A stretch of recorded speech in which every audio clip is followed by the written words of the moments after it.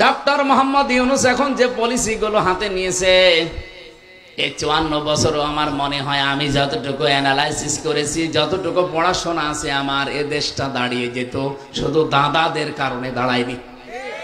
যেহেতু পাশেই মনে হয় দাদারা আছে, আপনাদের মতো এত বড় নিকৃষ্ট প্রতিবেশী পৃথিবীর ইতিহাসে কোনো দেশ পায়নি। আন্তর্জাতিক মিডিয়াগুলো আজ রিপোর্ট দিচ্ছে আপনাদের সাথে কোনো একটা দেশের মিল নেই।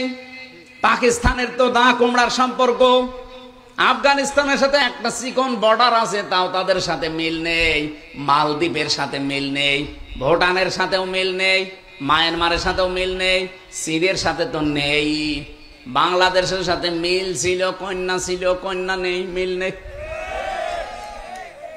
আপনারা যা করছেন, প্রতিবেশী এ কাজ করে না।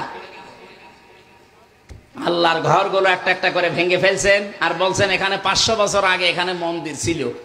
পৃথিবীর মানুষেরা মাটির নিচে তেল পায়, গ্যাস পায়, সোনা পায়, রূপা পায়, আর এই কুলাঙ্গাররা মাটির নিচে শুধু মন্দির পায়, তাও যেখানে সেখানে না, যেখানে মসজিদ আছে ওই জায়গায় পায়।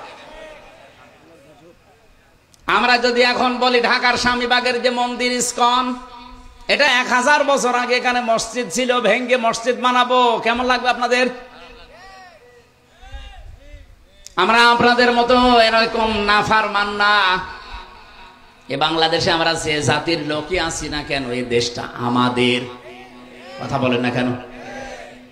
এখানে ইহুদি হোক, খ্রিস্টান হোক, মুশরিক হোক, বৌদ্ধ হোক, মুসলমান হোক, সব আমরা বাংলাদেশী। এক কথা বলেন। যা করছেন এতদিন, অন্তত কন্যার কারণে আমরা কিছু বলি নাই। কন্যা নেই, এখন যা আরম্ভ হয়েছে, 7 সিস্টার যদি ভেঙে যায়, আর ভেঙে যাবে। নবীজির হাদিস নেই যে টুকরা টুকরা হবে, কোরআনের গায়ে যারাই হাত দেবে। এর আগে যারাই হাত দিয়েছিল, আপনি তাকান রাশিয়ার দিকে, 12 টুকরা হয়ে গিয়েছিল। এই কথা বলছেন না কেন? 1500 বছর আগে আল্লাহর ঘর, মসজিদ কাবা শরীফ, এখানে হাত দেওয়ার কারণে এদের পূর্বপুরুষ যারা আব্রাহা, আল্লাহ কাসফে মাকুল বানিয়ে ফেলেছেন। আপনারা এখনো পর্যন্ত যদি ওই লাইনে থাকেন, গতকালকে একটা মসজিদ ভেঙেছে, এভাবে যদি অব্যাহত রাখেন, ভারত 33 টুকরা হবে আর কয়েকদিনের ভেতরে। পৃথিবীর মানচিত্রে এখন 257টা রাষ্ট্র, আর এই 7টা যদি ভেঙে 7 সিস্টার 7টা রাষ্ট্র হয়, কত হবে?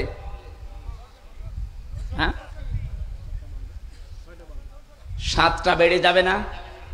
আর আমরা মনে হয় এগুলো যদি আমাদের হক, তো এগুলো যদি আমরা পেয়ে যাই, মালয়েশিয়ার চাইতে আমাদের এই দেশ আরো বড় হয়ে যাবে ইনশাআল্লাহ। আর সেদিকে এগিয়ে যাচ্ছে। ভয় দেখিয়েছিল আমাদের যে না খাওয়িয়ে মারবে, এমন অবস্থা করেছে ওরা। এখন এই যে বিভিন্ন বর্ডার আছে না, পেঁয়াজ আলু পচে পচে নষ্ট হয়, আর গালি দেয় দাদারে। ডক্টর মোহাম্মদ ইউনূস, ওনার মাথা না একটা ম্যাগনেট। আপনি দেখেছেন কোন জায়গায় কি করেছে? এগুলোর একটা নিয়ম আছে, আমি আয়াতের ব্যাখ্যায় পড়েছি, এই জন্য যাবো ওইদিকে। হযরত মুসা আলাইহিস সালামের জামানার কথা বলছি, আমি তাফসীর থেকে যেগুলো পড়েছি সেইগুলো বলছি। হযরত মুসা আলাইহিস সালামের জামানার কথা। মুসা নবী আলাইহিস সালামকে আল্লাহ রাব্বুল আলামিন 23 বছর পর্যন্ত ফেরাউনের বাড়িতে লালন পালন করেছিলেন। কত বছর? 23 বছর পর্যন্ত যারা লালন পালন করলেন, এই লোকটা আল্লাহর নবী মুহাম্মদ সাল্লাম 23 বছর একটা অন্যায়, একটা অপমান, একটা অন্যায় অবৈধ কাজের দিকে খেয়াল করে পুরা ফেরাউনের তক্তকে নড়িয়ে দিয়েছিলেন। আপনি তাকান, এই 2024-এ যারা জীবন দিয়ে গেল, এদেরও কিন্তু ঠিক এইরকমই বয়স। 5 বছর 6 বছরের ছেলে মেয়েরা ক্লাসে যায়, ওখান থেকে যারা ইন্টারে পড়ে, খুব বেশি হলেও যারা অনার্সে মাস্টার্সে পড়ে, তাদের বয়স দেখবেন 22-23-এর ভেতরে।